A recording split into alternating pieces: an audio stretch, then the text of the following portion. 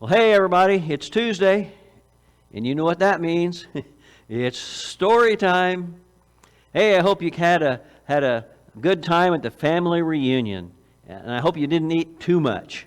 There was a lot of good food there, and I know I had a good time, even though a certain somebody here at this church who I won't give you his initials. His name's Michael Bartlett, though. He made me sit in a chair most of the time. All right, well, today my story for you is about a guy named Larry Walters. Have you ever heard of Larry Walters? Well, you young at hearters might have heard of him. He was born in 1949 in Los Angeles, California. Larry had originally wanted to be a pilot in the United States Air Force. But he had poor eyesight, kind of like somebody else I know. Anyway, it prevented him from reaching his goal. So instead, this is funny to me, so instead of becoming a pilot in the Air Force, he became a truck driver. Oh, I'm glad I didn't ever meet him on the road. At least I don't think I ever did. So that was how he made his living, being a truck driver. He lived in San Pedro most of his life. And one day he had a chance. He had been thinking about fulfilling the dream to fly that he hadn't been able to. So one day he decided to reach his dream. And so with the help of his girlfriend, he attached 45 helium-filled balloons to his lawn chair. That's right, his aluminum lawn chair, which he christened Inspiration 1. So on July the 2nd, 1982, he strapped on a parachute, packed his lawn chair with sandwiches, a bottle of soda pop, a camera, and a walkie-talkie radio, and a pellet gun.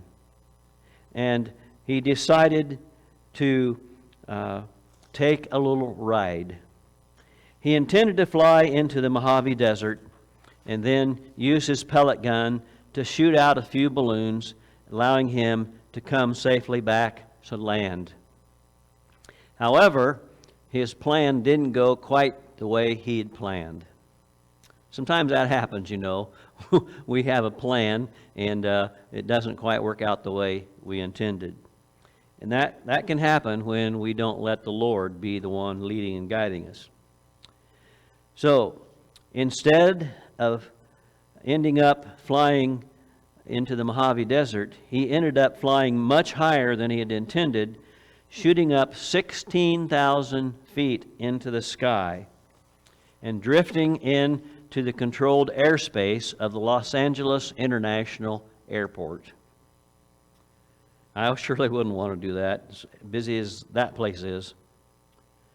Walters became very nervous as planes were buzzing by.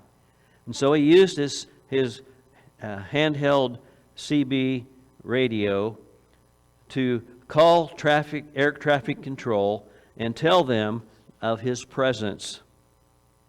They were not surprised, however, because a couple of other airplanes had already notified them of a strange object flying in the sky.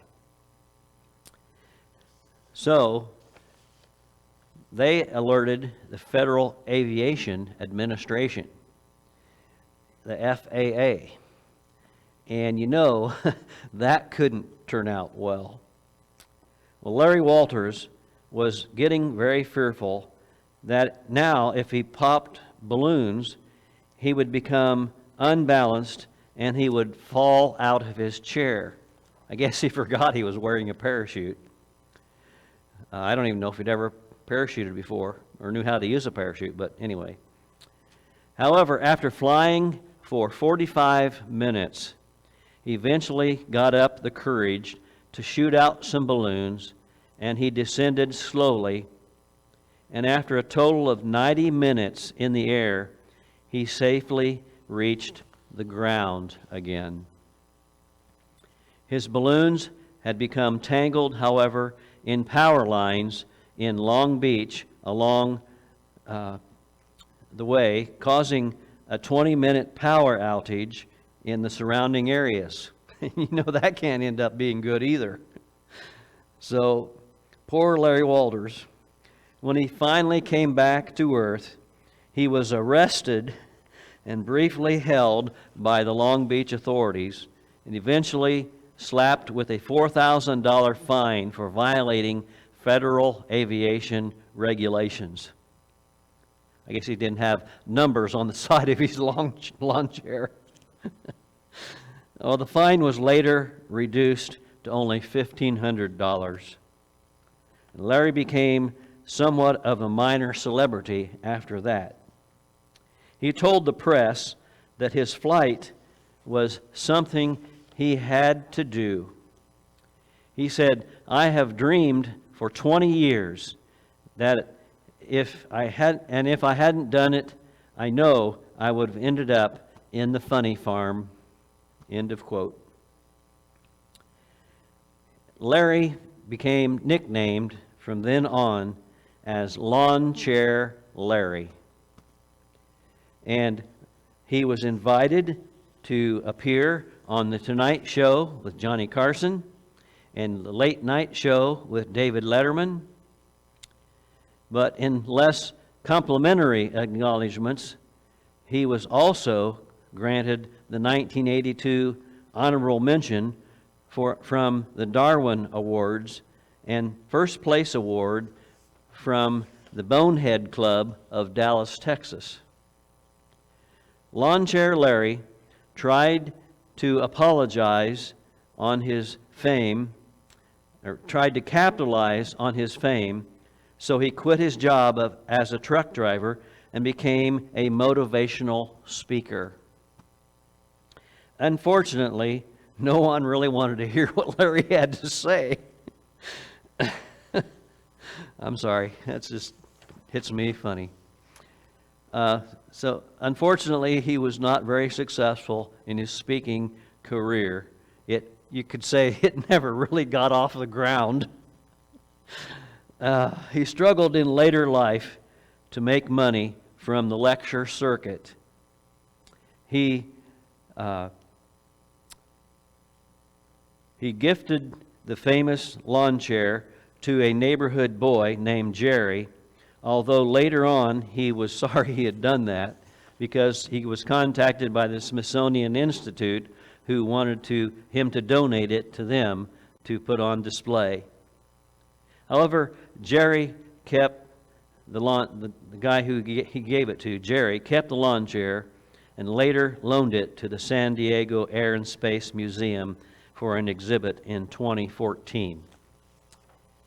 But sadly, Lawn Chair Larry committed suicide in 1998. But his legacy lives on, and many others cheer him on and follow in his footsteps by trying to do crazy stunts like Lawn Chair Larry had done.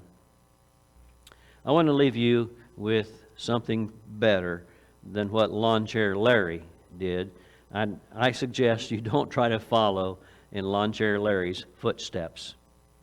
1 Peter 2:21 says, "Christ suffered for you and left you an example that you should follow in his footsteps." So choose carefully whose footsteps you decide to follow. It could make or break you. Well, that's all the story for today. We hope to see you Sunday at church at 8, 9:30, or 11. Until then, have a great week, everybody.